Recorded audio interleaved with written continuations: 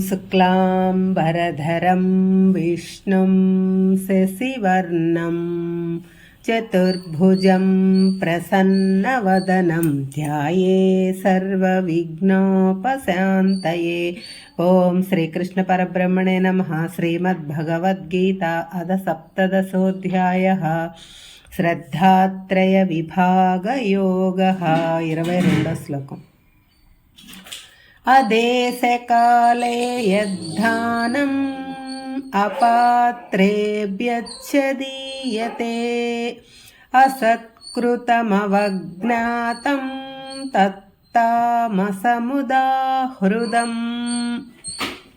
దానం చేసే ప్రదేశముతో కానీ దానం చేసే కాలముతో కానీ నిమిత్తం లేకుండా ఎక్కడ పడితే అక్కడ ఎప్పుడు పడితే అప్పుడు ఎవరు కనపడితే వారికి ఏ పనికి అడిగితే ఆ పనికి ఏ వస్తువు అంటే ఆ వస్తువు మర్యాద లేకుండా తిడుతూ దూషిస్తూ చేసే దానమును తామసిక దానము అని అంటారు।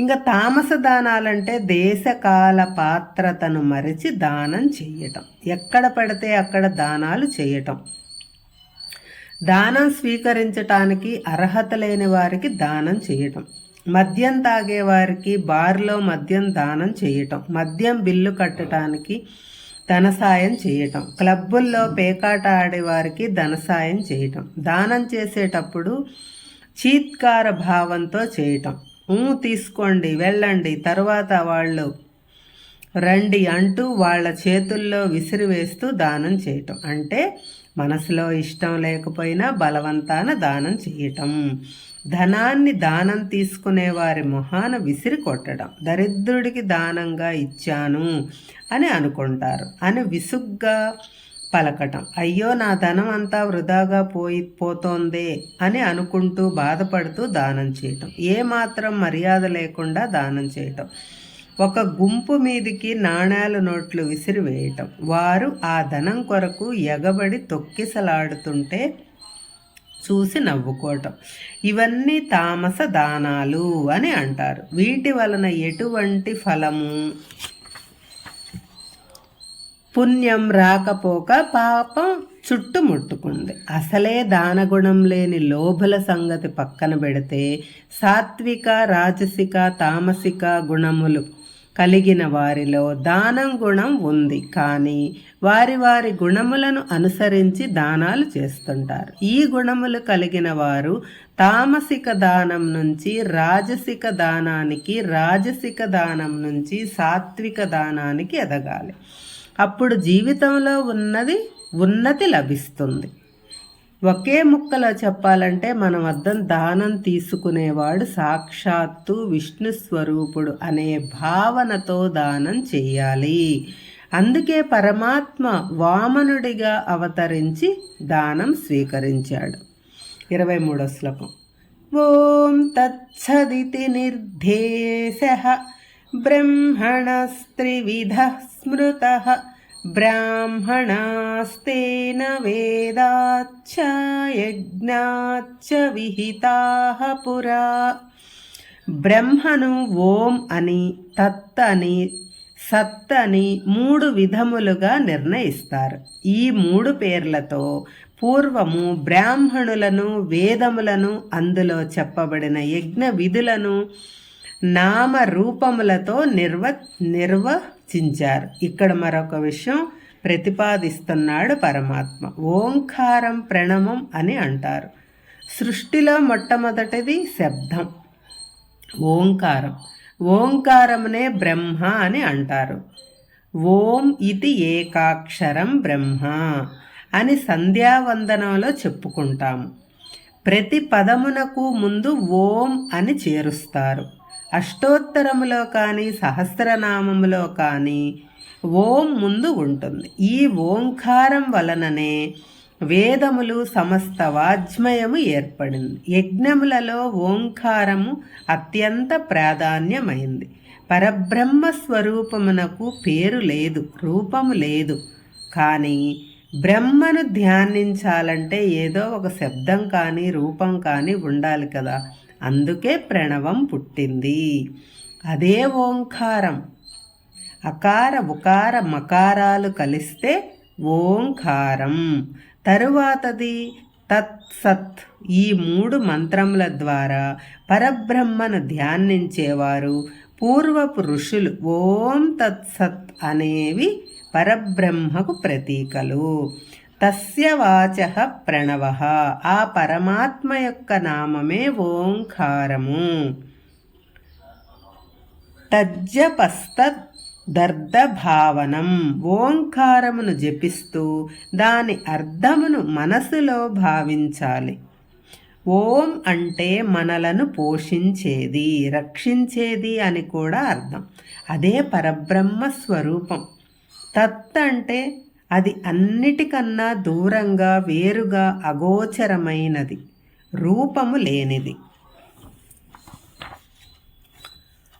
అందుకని దానిని తెలుసుకోవటానికి మనం శబ్దమునే ప్రమాణంగా స్వీకరిస్తాము. ఆ శబ్దమే ఓం తత్ అంటే ఓంకారము. సత్ అంటే ఉన్నది, అదే సత్యమైనది, నిత్యమైనది, నాశము లేనిది, మార్పు లేనిది. ఓం తత్సత్ అనే ప్రణవ మంత్రమును మొట్టమొదట బ్రహ్మగారు ఆవిష్కరించారు. ఆ ప్రణవమును ఉపాసిస్తూ పరబ్రహ్మను గురించి తెలుసుకున్న వారిని బ్రాహ్మణులు అంటారు. అంతేకాని పుట్టుకతో ఎవరు బ్రాహ్మణులు కారు. అటువంటి బ్రాహ్మణులు అధ్యయనం చేయటానికి వేదములు, ఆ వేదములలో చెప్పబడిన ప్రకారం చేయవలసిన క్రియలు అంటే యజ్ఞములు ఆవిష్కరింపబడ్డాయి. కేవలం దేవతలకు సంబంధించిన స్తోత్రములు, యజ్ఞయాగములు మొదలగు కర్మకాండలు, వీటి గురించి చెప్పబడిన వేద భాగమును వేదపూర్వము అని, పరమాత్మ గురించి, ఆత్మతత్వమును గురించి చెప్పబడిన వేద భాగమును వేదాంతము అంటే ఉపనిషత్తులు అని చెప్పబడ్డాయి. మనం ఎన్నో పుణ్యకర్మలు, ఎన్నో యాగములు, వ్రతాలు చేస్తాము. వాటిలో మనకు తెలియకుండా ఎన్నో లోపాలు, తప్పులు జరుగుతాయి. ఉచ్చారణ దోషాలు ఉంటాయి. అవన్నీ కూడా ఈ ఓం తత్సత్ అనే మంత్రంతో పటాపంచలైపోతాయి. ఏ దోషము అంటదు. అందుకే ఏ కార్యక్రమం అయినా ఓం తత్సత్ అనే మంత్రంతో పూర్తి చేస్తాము. కానీ ఈ మంత్రమును కేవలం యాంత్రికంగా కాకుండా అర్థం తెలుసుకొని, అంటే పరమాత్మను మనసులో భావిస్తూ ఆ మంత్రము పరమాత్మ, పరబ్రహ్మ స్వరూపము అని భావిస్తే ఆ మంత్రం ఎక్కువ శక్తిమంతంగా పనిచేస్తుంది. వేద మంత్రాలు ఉచ్చరించేటప్పుడు, యజ్ఞయాగాలు చేసేటప్పుడు ప్రతి మంత్రం ముందు ఓంకారం జపిస్తారు. అందువలన ఈ బీజాక్షరములను ఓంకారము అంటే ఏకాక్షర మంత్రంగా ఋషులు మనకు అందజేశారు. ఏ మంత్రము జపించలేని వారు ఓంకారమును జపిస్తే చాలు. ఓం అంటే పరబ్రహ్మ స్వరూపం. తత్ అంటే ఆ పరబ్రహ్మ స్వరూపమే. తత్ సత్యమైనది, నిత్యమైనది, నాశము మార్పు లేనిది, పరబ్రహ్మము తప్ప మిగిలినది అంతా నాశనం అయ్యేదే, మార్పు చెందేదే. ఈ ఓం తత్సత్ అనే పదం నుంచి బ్రహ్మ సత్యం, జగన్మిథ్య అనే సూక్తి ఆవిర్భవించింది. కాబట్టి మానవులందరూ ఓం తత్సత్ అనే మంత్రమును జపిస్తూ దాని అర్థం తెలుసుకొని పరమాత్మ ఒక్కడే సత్యము, మిగిలినది అంతా అసత్యము, మిథ్య, ఈరోజు ఉండి రేపు ఉండకుండా పోయేదే అనే సత్యమును గ్రహిస్తూ ఈ ప్రాపంచిక విషయముల మీద ఆసక్తిని, అనుబంధాన్ని తగ్గించుకోవాలి. హరే కృష్ణ.